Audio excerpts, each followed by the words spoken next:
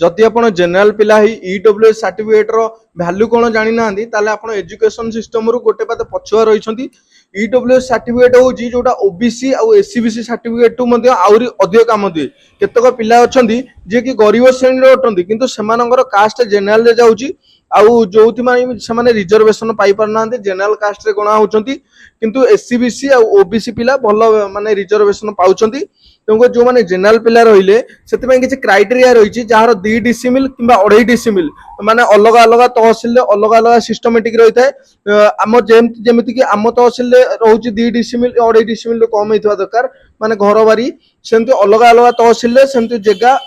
माने केते रहिले हबो आपण निकटस्थ आपण आरआई ऑफिस रे बुझी परिबे ना तो तहसीलदार अंठ जाई बुझी परिबे आ बुझी ईडब्ल्यूएस सर्टिफिकेट करई दियंतु आ ईडब्ल्यूएस सर्टिफिकेट थिले आपनकर स्टेट गवर्नमेंट हो किंबा सेंट्रल गवर्नमेंट रो जे कोनोसी जॉब पई आपण अप्लाई करिवे आ ईडब्ल्यूएस आपनकर एससी एसटी सर्टिफिकेट भलिया बहुत बढ़िया काम दबो